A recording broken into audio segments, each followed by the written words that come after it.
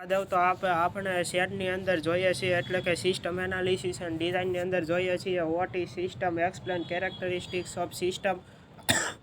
આપણો પહેલો જ ક્વેશ્ચન ચાલી રહ્યો છે. આપણે આનો ફૂલ કોર્સ છે એટલા માટે હવે આપણે પોઈન્ટ પૂગ્યા છે ઇન્ટરેક્શન.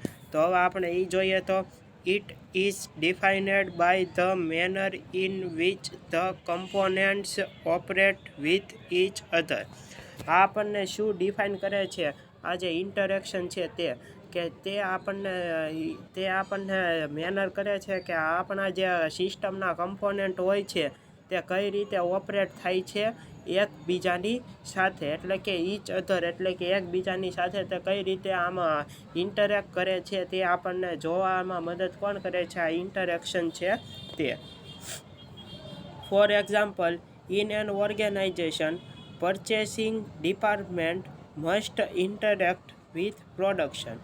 આપણે એક્ઝામ્પલ તરીકે જોઈએ તો આપણા ઓર્ગેનાઇઝેશનની અંદર હોય છે એની અંદર જો કોઈ આપણું જે પરચેસિંગ ડિપાર્ટમેન્ટ હોય છે કે જે બધું પરચેસ કરવાનું આપણે તેને કામ સોંપેલું હોય છે તે કોની સાથે ઇન્ટરેક્ટ કરતું હોય છે? તે પ્રોડક્શન ડિપાર્ટમેન્ટ સાથે ઇન્ટરેક્ટ કરતું હોય છે. તે તેને પૂછે છે કે આપની પ્રોડક્ટ કેટલી છે, કેટલી વેચાણી છે, એ ઉપરથી તેને શું ખ્યાલ આવે છે કે આપણે કેટલી વસ્તુને બાય કરવી જોવે, એટલે કે ખરીદવી જોવે. વધારાની વસ્તુ છે તે ન ખરીદાઈ જાય તે માટે તેને ઇન્ટરેક્ટ કરવું જરૂરી બને છે. પછી આપણે જોઈએ તો એડવર્ટાઇઝિંગ વિથ સેલ્સ. એડવર્ટાઇઝિંગ આપણું જે ડિપાર્ટમેન્ટ હોય છે તે કોની સાથે ઇન્ટરેક્ટ કરતું હોય છે? તે આપણે સેલ્સ ડિપાર્ટમેન્ટની સાથે વારંવાર તે ઇન્ટરેક્ટ કરતું હોય છે. And payroll with personnel department.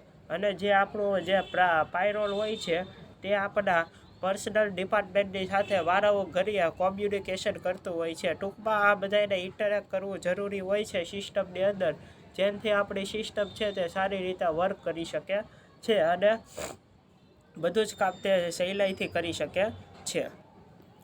હવે આપણે જોઈએ તો in a computer system the central processing unit must interact with the input device to a problem.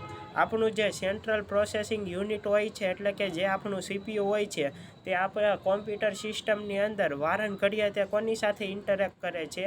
તે આપણા ઇનપુટ ડિવાઇસની સાથે ઇન્ટરેક્ટ કરે છે કોઈ પણ પ્રોબ્લેમને સોલ્વ કરવા માટે. In turn the main memory holds programs.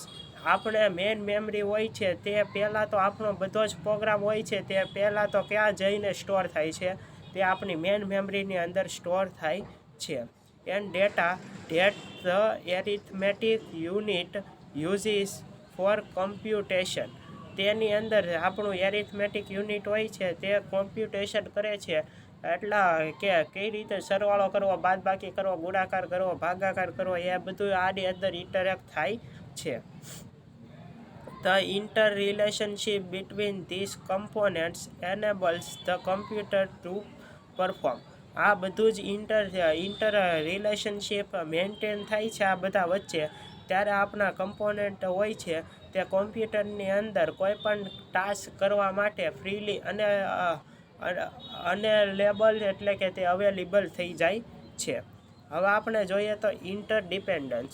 ઇન્ટરડિપેન્ડન્સ એટલે કે તેનું આપણી રિયલ વર્લ્ડની અંદર જોઈએ તો આપણે દરેક વ્યક્તિએ ઇન્ટરડિપેન્ડન્સ હોવું જોઈએ. આપણે કોઈ પણ બીજા ઉપર ઇન્ડિપેન્ડન્ટ ન હોવું જોઈએ. આપણે ખુદ આપણે બધી રીતે કરી શકીએ એવું રીતે આપણે હોવું જોઈએ. કોઈ ઉપર આપણે ડિપેન્ડ હોવા જોઈએ નહીં. આપણે સેલ્ફ રીતે એટલા સક્ષમ હોવા જોઈએ કે આપણે કોઈ પણ કામ સરળતાથી કરી શકીએ.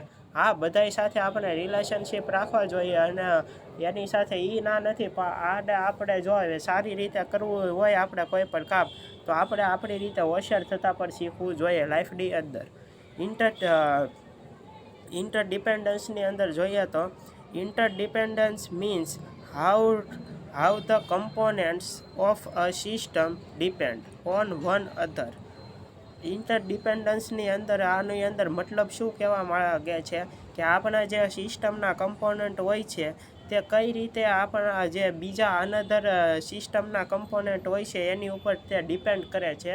એ અર્થની અંદર આપણે આ ઇન્ટરડિપેન્ડન્સ નામનો ટોપિક આપણને અહીંયા પરોસવામાં આવ્યો છે. For proper functioning the components are coordinated and link together according to a specified plan.